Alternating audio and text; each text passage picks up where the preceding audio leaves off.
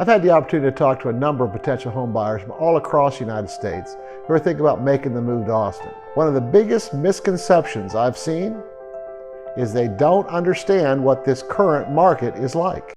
Now, you might not want to hear this, but if you're thinking about buying a house in the Austin area, the reality of the current market is very different than what you might expect. And if you don't accept the reality of this current market and make adjustments to your strategies, you could be looking for a house for a long, long time.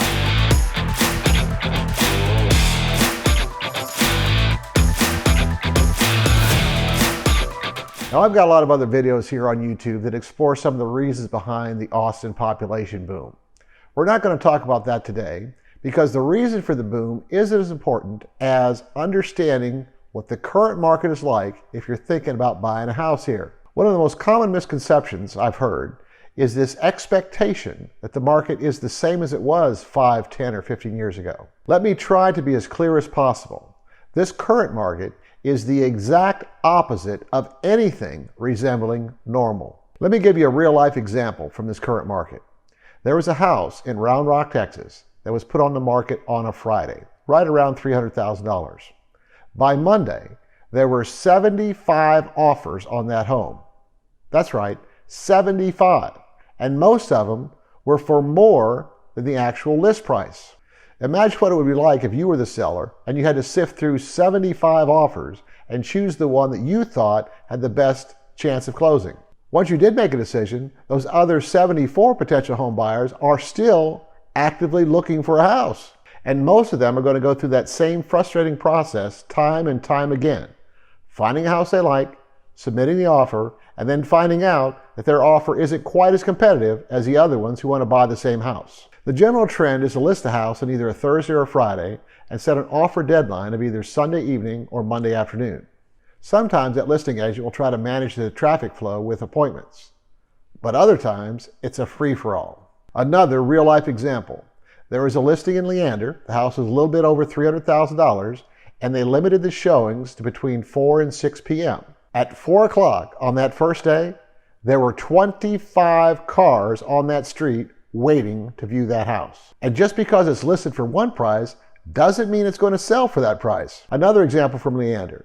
A house was listed for $275,000, and less than 12 hours later, the listing agent updated the notes that the price was $350,000 because that was the current highest bid. And it's really no different for new construction.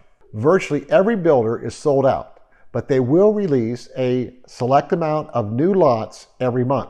Each builder has their own policies for managing these new listings, but the general trend is to have a waiting list and then a bidding process. Here's how it works. If you like a specific model and that model is going to be released, then you would be invited to participate in an auction. And whoever is willing to pay the most for that house that hasn't even been built yet will be rewarded with the opportunity to sign a contract on it. Now, I know that when you hear some of this, your natural tendency is to not believe it. I get it. I completely understand. In fact, sometimes it's hard for me to believe. Here's an idea. If you don't believe me, then pick up the phone and call one of the builders. Ask them what their process is, and you'll find out that everything I'm saying is absolutely correct. Now, the main reason I'm doing a video on this topic is to help you understand what you're really up against if you're thinking about buying a home in the Austin area. I've had clients who were able to win multiple offer situations, and I've also had clients who were able to buy a new home while others stayed on the waiting list. In order to do that, you as the buyer have to fully accept the conditions in the current market and be willing to make some adjustments in your strategy on how you're trying to buy a house. The first step is ask yourself a simple question. Are you willing to make some adjustments and do what it takes to buy a house in the Austin area? Or is it more important for you to hold on to your perceptions of how things should be or how they used to be? Now, you may not like hearing this, but if it's more important for you to hold on to those old perceptions, you may find yourself looking for a house for a long, long time, while others in that exact same market are going to be able to move themselves into the homeowner category. Well, I hope this was helpful. You know, I get emails, texts, and phone calls almost every day from people who are thinking about buying or selling real estate here in the Austin area, and I would love to help you out too. If you like my videos, be sure to subscribe to the channel and hit that notification bell. All of my contact information is in the video description, so don't be shy. Let's make your real estate dreams come true.